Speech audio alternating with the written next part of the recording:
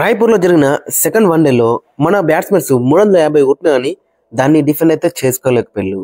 మీరు మిస్ఫీల్డ్ అనొచ్చు, డ్యూ అనొచ్చు. బట్ 350 పరుగులు అనేది చాలా ఈజీగా డిఫెండ్ చేసుకునేవాళ్ళు. బట్ మన బౌలింగ్ యూనిట్ చాలా డిసప్పాయింట్ తీసింది. గైస్, మనం ఈ వీడియోలో మరి మూడో వన్డేకి మన కాంబినేషన్ ఏ విధంగా ఉంటుంది, ప్లేయింగ్ లెవెల్లో ఏమైనా మార్పు ఉండయా అనేది మనం ఈ వీడియోలో అయితే చూద్దాం. సో గైస్, తప్పకుండా మన ఛానల్ ఇంకా సబ్స్క్రైబ్ చేసుకోకపోతే గైస్ వెంటనే సబ్స్క్రైబ్ చేసుకోండి అండ్ పక్కన బెల్ ని యాక్టివేట్ చేసుకోండి. అండ్ అదే ఇంకా మన వీడియో లైక్ చెప్తే గైస్ వెంటనే లైక్ చేసి మన వీడియోలోకి తింటాం. గైస్ తప్పకుండా లైక్ చేస్తే మన వీడియో మార్కెట్కి ఫాస్ట్ రీచ్ అవుతుంది. ఇక లాస్ట్ మ్యాచ్ మనం చూసినాం కదా, విరాట్ కోహ్లీ సెంచరీ కొట్టిండు, రుతురాజ్ గైక్వాడ్ మెడిన్ సెంచరీ కొట్టిండు అండ్ కేఎల్ రాహుల్ దగ్గర మంచి ఇన్నింగ్స్ అయితే కనబడ్డది.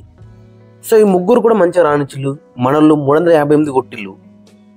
బట్ తీరా చూస్తే మన బౌలింగ్ అని చాలా డిసప్పాయింట్ తీస్తున్నారు. హర్షిత్ రాణా కానీ ప్రసిద్ధి కృష్ణ కానీ ఇద్దరు టూ మచ్ రన్స్ అయితే లీక్ ఇస్తున్నారు. Unfortunately first match Harshit Rana మంచిగా రాణించిన అనుకున్నాం. బట్ ఈ మ్యాచ్ లో చూస్తే టూ మచ్ రన్స్ అయితే లీక్ వేసిండు. ఫస్ట్ మ్యాచ్ లో కూడా ఫస్ట్ స్పెల్ మంచి వేసిండు, తర్వాత 2 many రన్స్ అయితే లీక్ వేసిండు. ఇక ఈ మ్యాచ్ లో చూసుకుంటే 10 ఓవర్లు వేసిండు, 70 రన్లు అయితే ఇచ్చిండు. ఫస్ట్ ఓవర్ కాంచాలి లాస్ట్ 10th ఓవర్ దాకా కూడా రన్స్ అయితే ఇచ్చిందని చెప్పుకోవచ్చు హర్షిత్ రాణా. ఇక మరోవైపు ప్రసిద్ధి కృష్ణ గురించి చెప్పాల్సిన అవసరం లేదు. ఫస్ట్ మ్యాచ్ లో 2 many రన్స్ లీక్ వేసిండు. ఆయన సెకండ్ మ్యాచ్ లో ఏమైనా మరి కంబ్యాక్ చేస్తాడు అనుకున్నాం, ఇంకా దారుణంగా రన్స్ అయితే లీక్ వేసిందని చెప్పుకోవచ్చు. 8.2 overs లో 85 రన్స్ అయితే ఇచ్చిండు, అంటే ఓవర్కి 10.2 రన్స్ అయితే ఇచ్చిండు. ఇవాళ రేపు T20లో కూడా ఇది చాలా మనకి డిసప్పాయింట్ తెచ్చేస్తుంది ఇలాంటి స్టార్స్. బట్ మనోడు ఓడిఎల్లోనే ఓవర్కి అయితే 10 ఇచ్చిందని చెప్పుకోవచ్చు. సో చాలా డిసప్పాయింట్మెంట్ అయితే వేసిండు ప్రసిద్ధి కృష్ణ. సో కాబట్టి ప్రసిద్ధి కృష్ణ కంటే ఇంకా బెంచ్ మీద ఉన్న ప్లేయర్స్ నితీష్ కుమార్ రెడ్డి, ఇంకా వేరే బౌలర్స్ అయితే మనకి కనబడతలేరు. ఫాస్ట్ బౌలర్స్ వేరే వాళ్ళు అయితే మనకి కనబడతలేరు, స్క్వాడ్ లోనే లేరు. బట్ నితీష్ కుమార్ రెడ్డి ఇంకా బెస్ట్ అని చెప్పుకోవచ్చు. దానికంటే ఇంకా మనకి బ్యాటింగ్ లో కూడా రన్స్ అయితే స్కోర్ చేస్తారు కాబట్టి మేబీ నితీష్ కుమార్ రెడ్డిని కూడా ప్రసిద్ధి కృష్ణ ప్లేస్ లో ఆడించే ఛాన్స్ అయితే మనకి ఎక్కువ కనబడుతుంది. ఇక మరోవైపు అక్కడ చూసుకుంటే మెయిన్ గా వాషింగ్టన్ సుందర్ ఫస్ట్ మ్యాచ్ లో టూ మచ్ డిసప్పాయింట్ చేసిండు, సెకండ్ మ్యాచ్ లో టూ మచ్ డిసప్పాయింట్ చేసిండు. బ్యాట్ తో అసలు అతనికి బాల్ కనెక్ట్ అవ్వడం లేదు. ఇక ఈ మ్యాచ్ నెంబర్ 6 అయితే వచ్చిండు. ఇక బౌలింగ్ లో చూసుకుంటే 4 ఓవర్లు వేసిండు, 28 రన్లు అయితే ఇచ్చిండు. ఓవర్కి ఇతను కూడా 7 రన్స్ అయితే ఇచ్చిండు. సో అటు బౌలింగ్ లో మనకి పెద్దగా రన్స్ లేడు, బ్యాటింగ్ లో కూడా అసలుకే బాల్ అయితే కనెక్ట్ అవ్వడం లేదు. వాషింగ్టన్ సుందర్ ప్లేస్ లో తిలక్ వర్మకి ఛాన్స్ అయితే బెటర్ అయితే ఉంటుంది. ఒకవేళ తిలక్ వర్మ ఆడితే గిట్ట నెంబర్ 5 ఆడొచ్చు, కేఎల్ రాహుల్ నెంబర్ 6 లో ఆడే ఛాన్స్ అయితే ఉంటుంది. ఒకవేళ ఆపోజిట్ టీమ్ లో లెఫ్ట్ హ్యాండర్స్ ఉంటే తిలక్ వర్మ కూడా బౌలింగ్ అయితే వేస్తాడు 4 ఓవర్లు. సో కాబట్టి తిలక్ వర్మ ఖచ్చితంగా ఈ మ్యాచ్ ఆడితే బెటర్ అయితే ఉంటుంది. తిలక్ వర్మ వేసే మ్యాచ్ విన్నర్ అని చెప్పుకోవచ్చు, అకార్డింగ్ టు ది సిచ్యువేషన్ అయితే ఆడతాడు. ఇక తర్వాత చూసుకుంటే ఇవి 2 మార్పులు అయితే ఖచ్చితంగా ఉంటాయి. ఒక్కోసారి ఫైనల్ గా మనం ప్లేయింగ్ లో అక్కడ చూసుకుంటే openers SSV Jaiswal and Rohit Sharma. మరి ఎస్ఎస్వి జైస్వాల్ ఫస్ట్ మ్యాచ్ లో టూ మచ్ డిసప్పాయింట్ చేసిండు, ఇంకా సెకండ్ మ్యాచ్ కూడా చాలా డిసప్పాయింట్ చేసిండు. ఒక 6 కొట్టిండు, 2 4 కొట్టిండు. బట్ 38 బాల్లో జస్ట్ 22 రన్స్ అయితే స్కోర్ చేసిండు. టూ మచ్ డిఫెన్స్ లోకి అయితే వెళ్ళినని చెప్పుకోవచ్చు. సో మళ్ళీ పెద్ద షాట్ ఆడబోయి అవుట్ అని చెప్పుకోవచ్చు ప్రెజర్ లో. ఇక తర్వాత చూసుకుంటే రోహిత్ శర్మ కూడా ఫస్ట్ మ్యాచ్ లో 50 స్కోర్ చేసిండు, ఇక సెకండ్ మ్యాచ్ లో కూడా 14 అయితే కొట్టిండు. బట్ ఆపోజిట్ లో SSV Jaiswal too much defence లోకి అయితే వెళ్ళిండు. దట్స్ వై రోహిత్ శర్మ పైన కూడా ప్రెజర్ అయితే పడ్డది.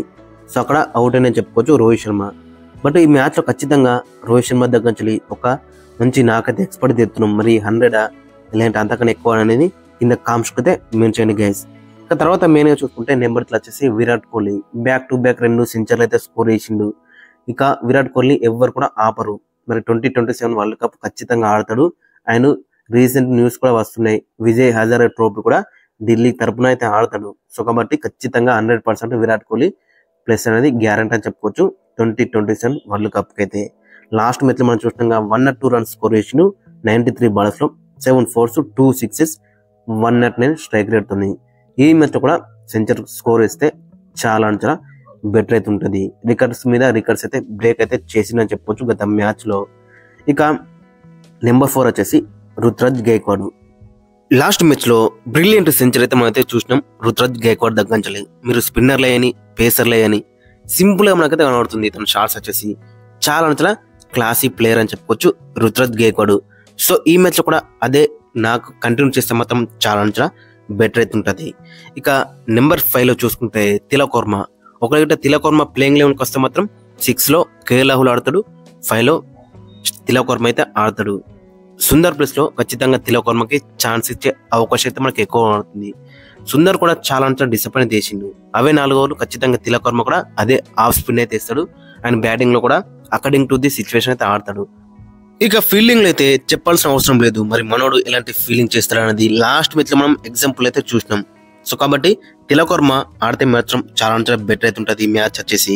ఇక 6లో చూసుకుంటే కేఎల్ రాహుల్ గత మ్యాచ్ లో మనం చూసినాక 66 కొట్టిండు. ఫస్ట్ మ్యాచ్ లో కొంచెం స్లోగా 50 స్కోర్ వేసినా అని సెకండ్ మ్యాచ్కి వచ్చేసరికి చాలా అంటే బెటర్ ఇన్నింగ్స్ అయితే మనకైతే కనబడ్డది. 66 కొట్టిండు, 43 బాళ్లలో 6 4లు 2 6లు 153 స్ట్రైక్ రేట్ తోని చాలా అంటే బెటర్ ఇన్నింగ్స్ అయితే మనకైతే కనబడ్డది.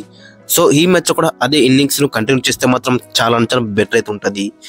ఇక నెంబర్ 7 వచ్చేసి రవీంద్ర జడేజా గత మ్యాచ్ లో మాత్రం చాలా అంటే డిసప్పాయింట్ చేసిండు. ఫీల్డింగ్ లో అని బ్యాటింగ్ లో అని బౌలింగ్ లో చాలా అంటే బెటర్ ఆడించాడు. వికెట్ రాకుండా అని ఆ డ్యూ ఫ్యాక్టర్ లో కూడా చాలా అంటే మంచి ఎకనామికల్ స్పెల్ కనబడ్డది. బట్ బ్యాటింగ్ లో వచ్చేసి 24 రన్స్ కొట్టిండు. బట్ 27 బాల్లో అయితే కొట్టిండు, 88 strike rate. That last 5 overs లో అయితే బ్యాటింగ్ అయితే వచ్చిండు. మరి ఒక్క 6 కూడా మనకైతే కనబడలేదు జడేజా దగ్గర నుంచి. మరి ఈ మ్యాచ్ లో ఏ విధంగా ఇంప్రూవ్ చేసుకుంటారు అనేది చాలా అంటే ఇంట్రెస్టింగ్ కనబడుతుంది. ఇక నెంబర్ 8 అక్కడ మనం చూసుకుంటే హర్షిత్ రాణా లాస్ట్ మ్యాచ్ లో మనం చూసినాక ఫస్ట్ మ్యాచ్ లో వికెట్ తీసిండు, ఓకే. బట్ సెకండ్ మ్యాచ్ కి వచ్చేసరికి టూ మచ్ ఎక్స్పెన్సివ్ అయితే ప్రూవ్ అయినా చెప్పుకోవచ్చు. మొత్తం అక్కడ చూసుకుంటే 10 ఓవర్లు వేసిండు, దాంట్లో 70 రన్లు అయితే ఇచ్చిండు, ఒక వికెట్ మాత్రమే తీసుకున్నాడు. సో చాలా అంటే రన్స్ అయితే లీక్ వేసిన అని చెప్పుకోవచ్చు. మరి ఈ మ్యాచ్ లో ఏ విధంగా కంబ్యాక్ చేస్తారు అనేది ఇంట్రెస్టింగ్ కనబడుతుంది. ఇక నెంబర్ 9 లో చూసుకుంటే హర్షదీప్ సింగ్. గత మ్యాచ్ లో మనం చూసినాక ఏ విధంగా బౌలింగ్ వేసిన అనేది మోస్ట్ ఎకనామికల్ బౌలర్ అని చెప్పుకోవచ్చు మన టీమిండియా తరపున. మొత్తం 10 ఓవర్లు వేసిండు, 54 రన్లు మాత్రం ఇచ్చిండు, 2 వికెట్లు క్రూషియల్ వికెట్లు తీసిన చెప్పుకోవచ్చు. హర్షదీప్ ఒక్కడే మనకి హోప్ లెక్క కనిపించిండు, బట్ మిగతా అంతా కూడా హోప్లెస్ గానే కనబడ్డారు. ఇక తర్వాత చూసుకుంటే నెంబర్ 10 వచ్చేసి కుల్దీప్ యాదవ్ కూడా డ్యూ ఫ్యాక్టర్ పైన ఇతనికైతే బాల్ అయితే గ్రిప్ అవడం లేదు. ఇతను కూడా 2 మెనీ రన్స్ అయితే లీక్ చేస్తున్నాడు. బట్ కుల్దీప్ యాదవ్ గురించి మనందరికి తెలిసిందే కదా. సో ఆ వికెటింగ్ బాల్ అయితే వేస్తాడు.